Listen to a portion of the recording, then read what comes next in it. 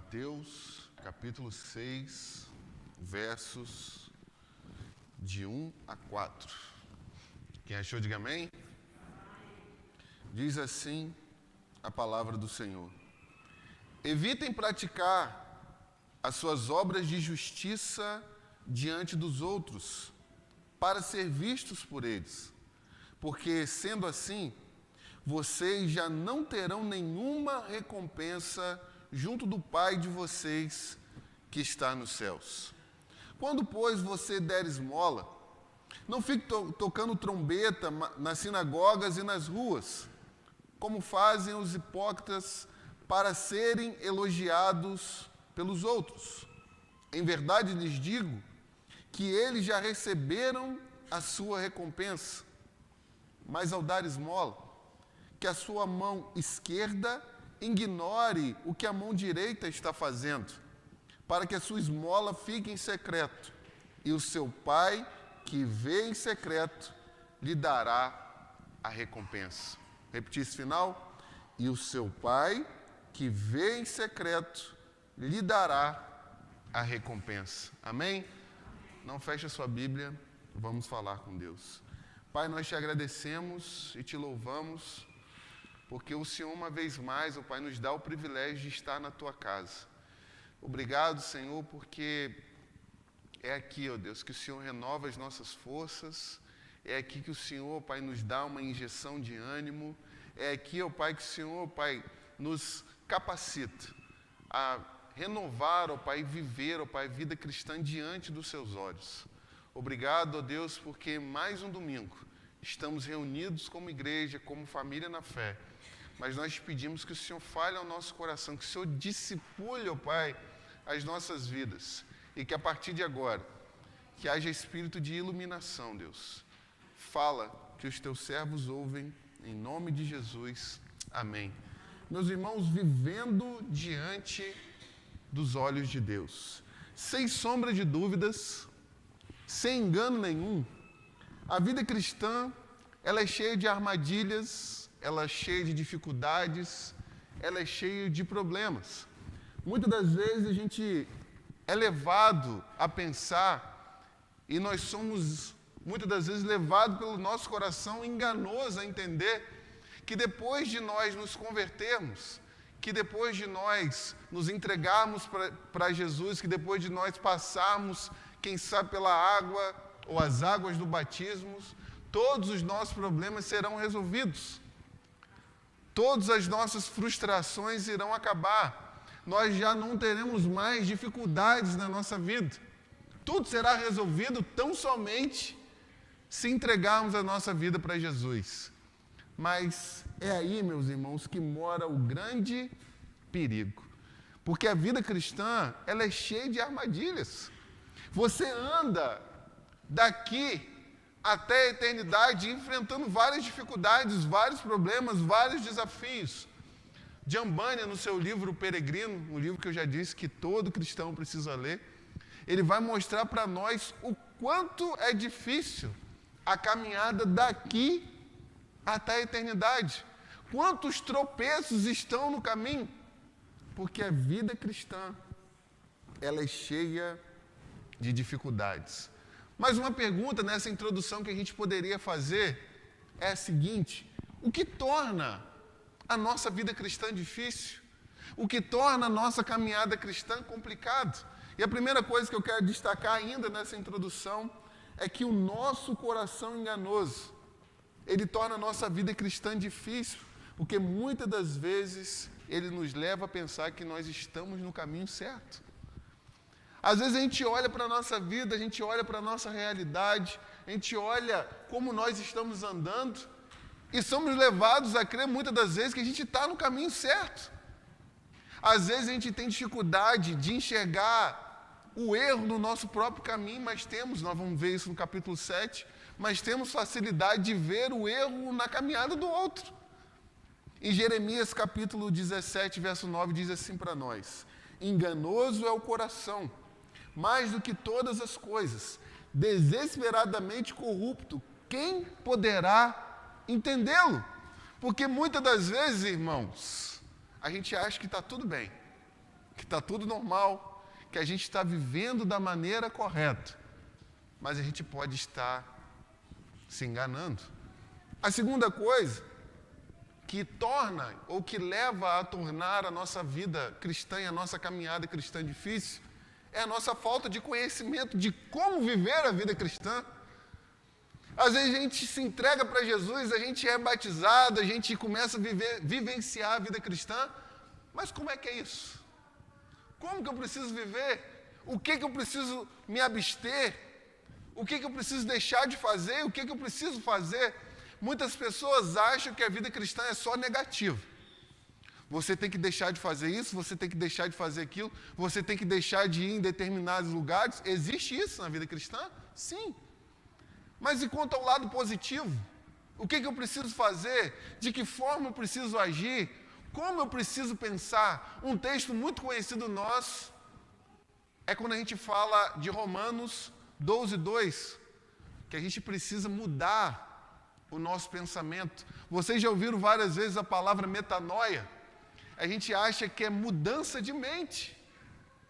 Mas metanoia não é mudança de mente. Metanoia é a mudança de pensamento.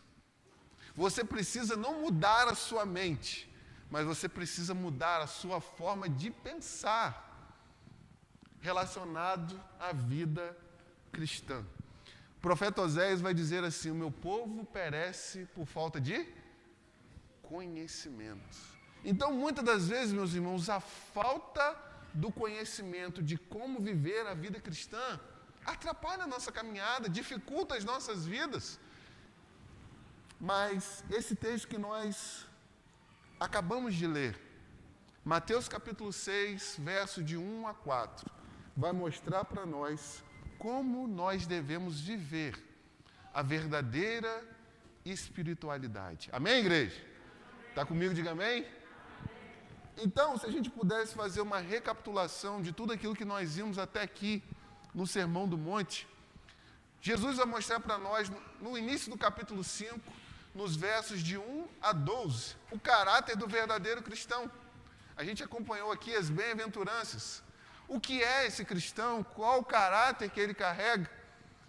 E Jesus mostra para nós que ele é pobre de espírito, que ele é misericordioso, que ele anseia por uma justiça maior, que ele é pacificador. Mas a partir do verso de número 13 do capítulo 5, Jesus começa a mostrar para nós qual é a consequência de você ter esse caráter.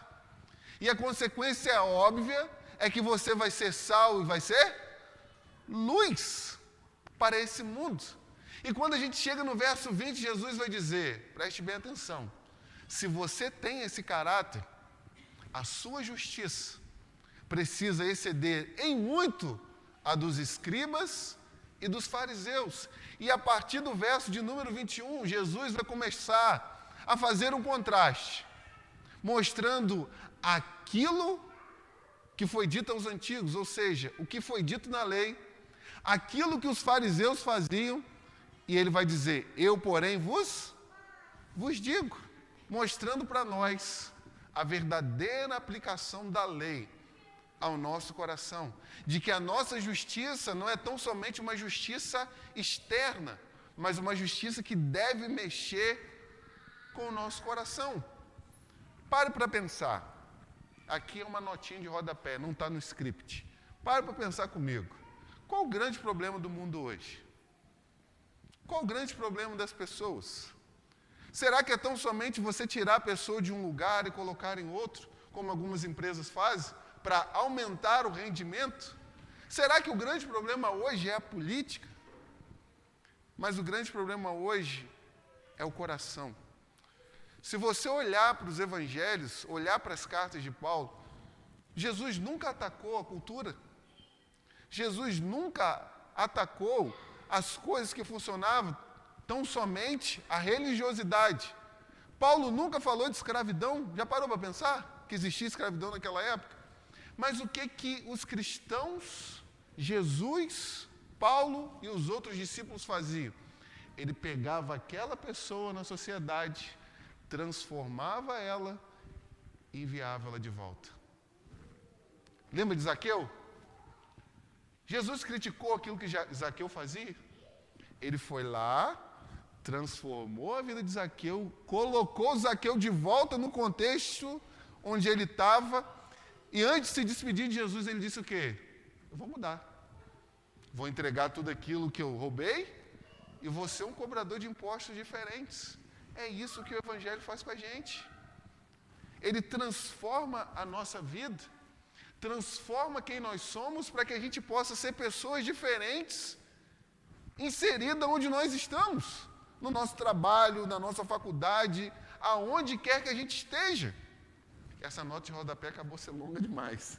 Mas, recapitulando, ainda nessa recapitulação, a partir de agora, Jesus vai mostrar para nós, no capítulo 6, como nós devemos viver diante dos olhos de Deus. Ele vai dar 3 exemplos de coisas básicas da vida espiritual de um judeu comum: esmola, oração e jejum. Então, como nós devemos praticar essas coisas? Como nós devemos viver de forma correta nesses 3 exemplos que Jesus vai mostrar para nós? Amém? Então, o primeiro ponto da nossa reflexão nessa manhã, a primeira coisa que a gente tira de ensino para nós, são os perigos da vida espiritual. Olha comigo o verso 1 mais uma vez. Evitem praticar as suas obras de justiça diante dos outros, para ser vistos por eles, porque sendo assim, vocês já não terão nenhuma recompensa junto do Pai de vocês que está nos céus. Então Jesus começa deixando claro para nós que a vida que nós precisamos viver diante dele, a vida que nós precisamos viver diante dos olhos de Deus, diante dos olhos do nosso Pai, ela tem muitos perigos. E o primeiro perigo que eu quero citar para vocês é o perigo de buscar reputação diante dos homens. Meus irmãos, aqui está uma grande pedra de tropeço. Da gente querer viver a vida cristã buscando o reconhecimento das outras pessoas. Que as pessoas olhem para nós, notem nós pessoas muito espirituais, pessoas elevadas demais, e a partir disso a gente comece a ganhar reputação diante das pessoas. O verso 2 diz assim para nós: quando, pois, você der esmola, não fique tocando trombeta nas sinagogas. Parou para perceber o detalhe? Ou seja, pessoas que fazem o que fazem, mas que não carregam no seu coração uma atitude correta, mas carregam no seu coração a intenção de ganhar reputação. Quantos likes espirituais eu vou ganhar se eu viver dessa forma? Quanta proporção, e aqui é um perigo muito grande, ministerial eu vou ter se eu começar a fazer determinadas coisas. Então, aqui está um grande perigo para nós. A gente viver a vida cristã barganhando com Deus. De que maneira?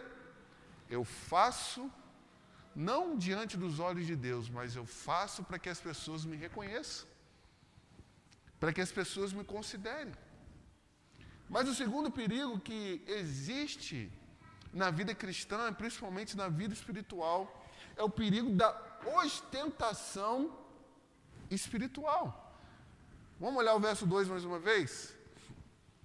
Quando, pois, você der esmola, não fique tocando trombeta nas sinagogas e nas ruas, como fazem os... Como faz o que a igreja? Os hipócritas. Então, Jesus está mostrando para nós que nós não devemos, como já dissemos, demonstrar às pessoas aquilo que nós estamos fazendo, mas nós também não devemos ostentar aquilo que a gente faz. Vamos olhar para a ilustração que Jesus dá? Jesus diz para nós que um homem, ele vai sair para dar uma esmola, mas junto de si, junto dele, vai uma grande comitiva anunciando aquilo que ele vai fazer. Olha, diante dos olhos de vocês está uma pessoa extremamente piedosa. Ele carrega consigo uma bolsa cheia de dinheiro em que ele vai oferecer para todos os pobres, para todos aqueles que precisam. vão trazer para a nossa realidade hoje. Lá em Campos, a gente fazia muita obra social diante da dificuldade que existia na cidade. Mas era fácil demais a gente se agarrar com uma pessoa que estava passando uma necessidade na rua e tirar uma selfie. E colocar no status: eu estou fazendo uma grande obra. Está dando para entender? É você fazer algo e fazer questão de registrar. Não registrar por registrar, mas registrar para que as pessoas considerem você. Para que os outros pensem que você é algo. É isso, meus irmãos, que Jesus está condenando. Mas o terceiro perigo é o perigo que está por trás de todos os outros. E no verso 2, Jesus vai mostrar para nós como fazem os hipócritas. Diante de todas essas dificuldades, diante de todos esses problemas, a raiz do problema, sabe qual é? Hipocrisia. E a gente precisa pensar, refletir várias vezes o que é hipocrisia, meus irmãos. Porque hipocrisia, ela é fácil de esconder, preste bem atenção. A hipocrisia, ela é fácil de esconder, mas difícil de tratar. Porque é algo, não é algo que as pessoas veem, é algo que a gente carrega. E não carrega no bolso, não carrega na bolsa, não carrega na mochila, mas é algo que nós carregamos aonde? No coração. Pergunta para a igreja: Jesus está falando isso aqui para o mundo? Jesus está falando para as pessoas de fora? Mas Jesus está falando para quem? Para nós.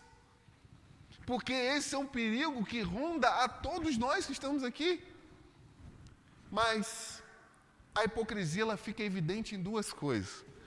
E a primeira delas é a seguinte: preste bem atenção. Como você reage aos elogios que você recebe? Quais são as suas reações diante dos elogios que você recebe? Você pega esse elogio e dá glória a Deus? Ou você pega esse elogio e coloca dentro do seu coração? Provérbios vai dizer para nós que o homem é aprovado pelos louvores que ele recebe. Mas a hipocrisia também ela é demonstrada na segunda coisa. Como você reage às críticas que você recebe? Está dando para entender? Porque a gente pode receber uma crítica e dizer assim: muito obrigado, a sua crítica foi altamente produtiva. Mas no seu coração, você está querendo matar a pessoa. No seu coração você está dizendo assim: quem é ela para falar isso comigo? Quem é fulano para dizer isso para mim?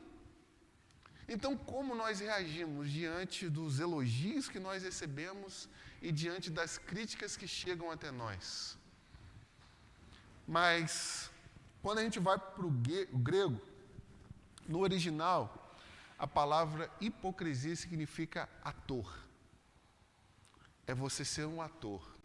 Ou seja, você olha para o mundo, você que eu digo no geral, tá, gente? Você olha para o mundo como um palco em que você tem a oportunidade de atuar. E Jesus vai dizer: tome cuidado, preste bem atenção, porque na vida espiritual tem um grande perigo de você ser considerado como um hipócrita. Mas observe comigo, meus irmãos, o quarto destaque que eu dou nesse primeiro ponto da nossa reflexão é qual é a recompensa da gente viver esse engano espiritual. O que a gente ganha, o que a gente recebe se a gente viver nesse engano, se a gente viver dessa forma. Olhe comigo uma vez mais o finalzinho do verso 2, que vai dizer: como fazem os hipócritas para serem elogiados pelos outros. Agora note comigo: em verdade lhes digo que eles já receberam a sua. Entenderam? Então, se a gente buscar, se a gente for enganado a viver dessa forma, a gente recebeu a nossa recompensa. Porque se em nosso coração a gente está buscando agradar aos homens, a receber o tapa nas costas dos homens, nós já recebemos. Já está preenchida a nossa conta, não há nada mais para que a gente receba. A gente vai ser reconhecido pelas pessoas que não deveriam. Porque a gente precisa viver diante dos olhos de Deus, buscando reconhecimento de Deus. Meus irmãos, que grande armadilha. Que grande pedra de tropeço a gente tem diante de nós. Viver dessa maneira é viver no engano. Mas o segundo ponto, de forma geral, da nossa reflexão, como então a gente deve viver a nossa espiritualidade, a nossa vida diante dos olhos de Deus? Vamos olhar agora comigo o verso 3, por favor?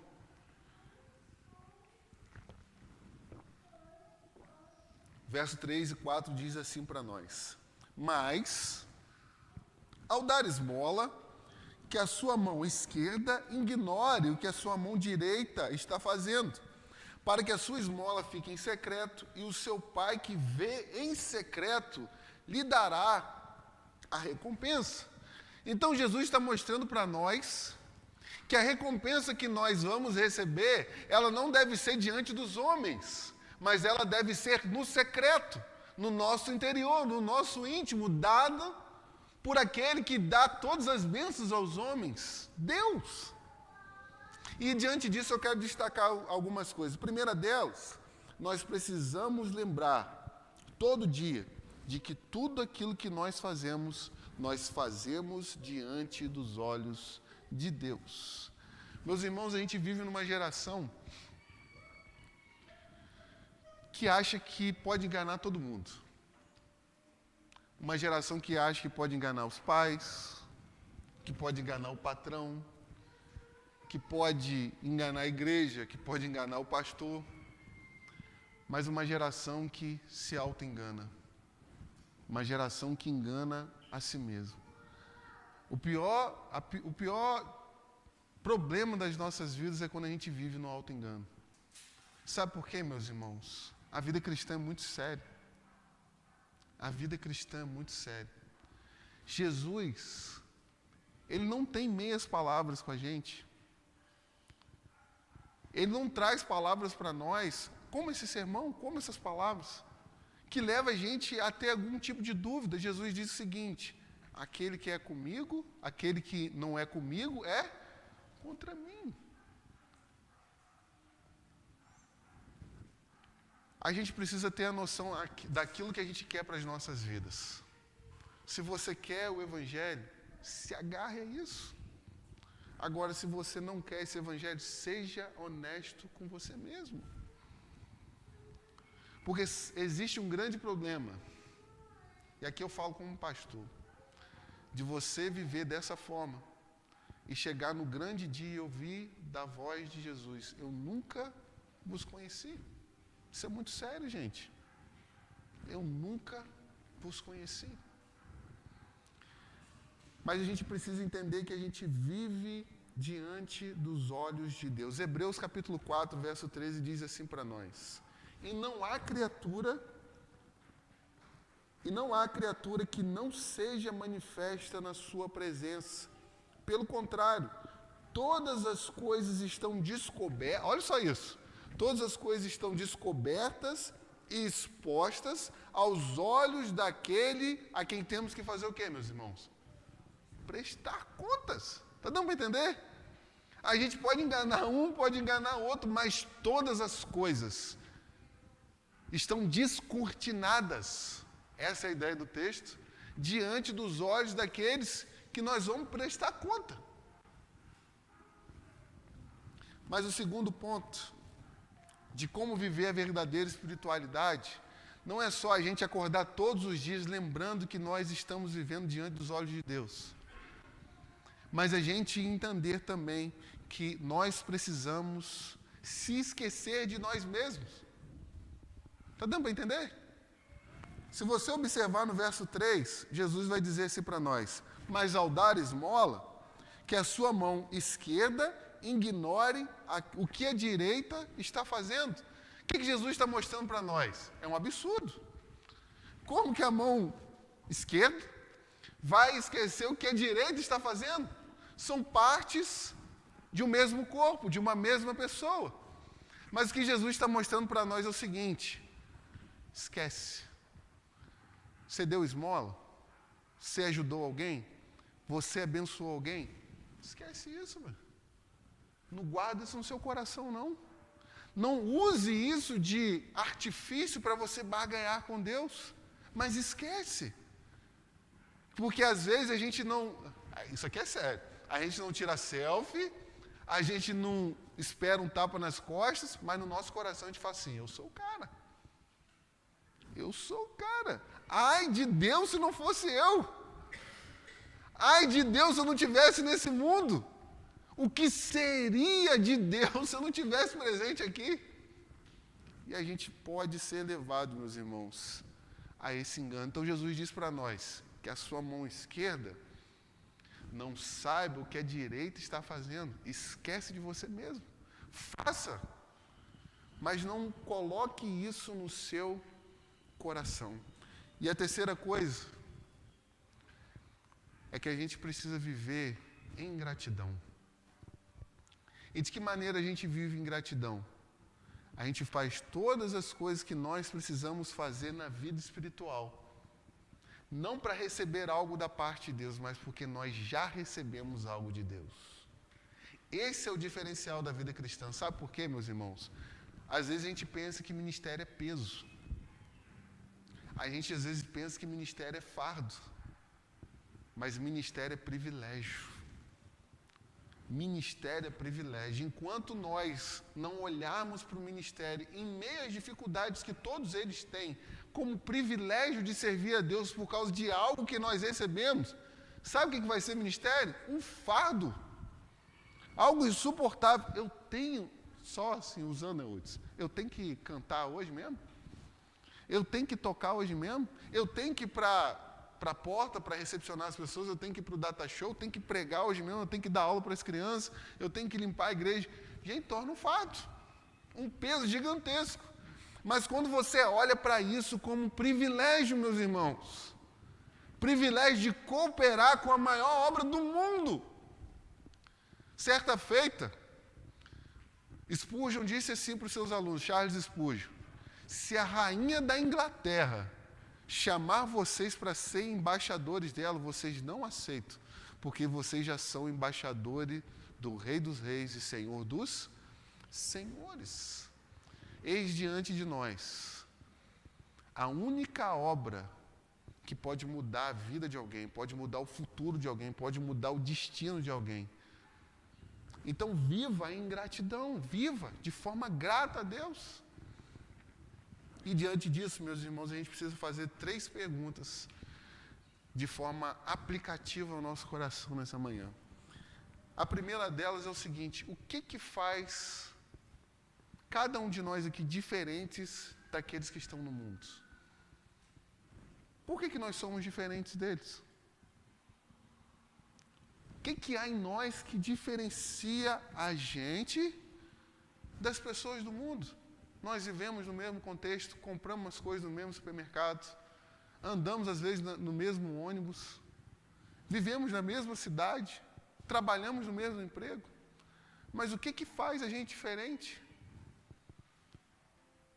O fato de a gente vir à igreja 2 vezes na semana? O fato de a gente estar aqui reunido hoje, quando poderíamos estar em casa? O que nos faz diferentes, meus irmãos, é que a gente nasceu de novo. Que a gente tem um novo coração. Que o Espírito Santo veio e fez morada em nós. É isso que nos faz diferente. Não é quanto dinheiro a gente tem na carteira, não é o carro que a gente anda, não é o emprego que a gente tem, não é a família que nós temos, mas o fato de a gente ser nova criatura. O fato de a gente ser nova criatura. Mas, o terceiro, já pulando para o terceiro, né? A terceira aplicação.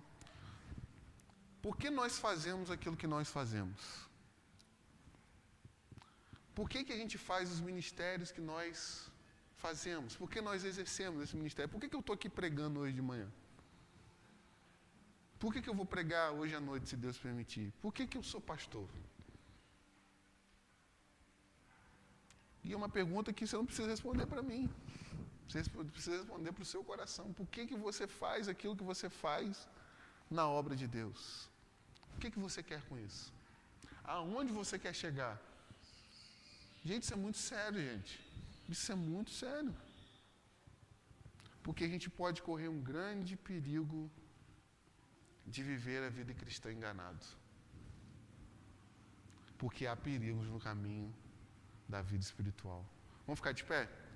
Quero ler com vocês, para finalizar, Mateus capítulo 25.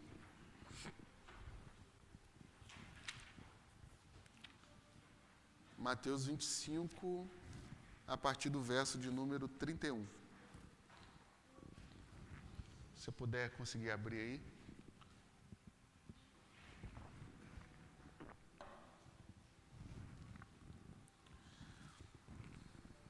Esse texto diz assim para nós: quando o Filho do Homem vier na sua majestade e todos os anjos com ele, então se assentará no trono da sua glória. Todas as nações serão reunidas em sua presença, e ele separará um dos outros como o pastor que separa as ovelhas dos cabritos. Porá as ovelhas à sua direita e os cabritos à sua esquerda. Então o rei dirá aos que estiverem à sua direita: venham, benditos de meu Pai, venham herdar o reino que está preparado para vocês desde a fundação do mundo. Agora preste atenção. Porque tive fome e vocês me deram de comer. Tive sede e vocês me deram de beber. Eu era forasteiro e vocês me hospedaram. Eu estava nu e vocês me vestiram, enfermo e me visitaram, preso e foram me ver. Olha isso aqui, gente. Então os justos perguntarão: quando foi que vimos o Senhor com fome lhe demos de comer, ou com sede lhe demos de beber? E quando foi que vimos o Senhor como forasteiro e o hospedamos, ou nu e o vestimos? E quando foi que vimos o Senhor enfermo ou preso e fomos visitá-lo? Olha o que Jesus diz. O rei respondendo lhes dirá: em verdade lhes digo, que sempre que fizeram a um destes pequeninos irmãos, foi a mim que vocês fizeram. Notaram o contraste aqui? Essas pessoas fizeram muita coisa no reino de Deus, mas nem se lembravam. Perceberam? Eles fizeram muito, ajudaram muito. Visitaram pessoas, cooperaram para a vida das pessoas, sustentaram pessoas. Mas eles fizeram uma coisa: não deixaram que a mão esquerda soubesse que a direita estava fazendo. Eles nem se lembravam mais. Mas Jesus diz para eles: venham receber a recompensa que nenhum homem pode dar, a vida eterna. Meus irmãos, é dessa forma que a gente tem que viver. Dessa forma que a gente tem que viver.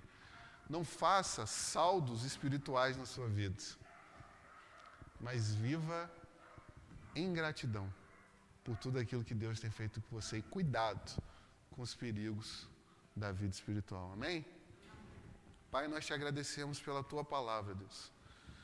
Obrigado porque como a gente precisa ser orientado, Deus, na vida cristã.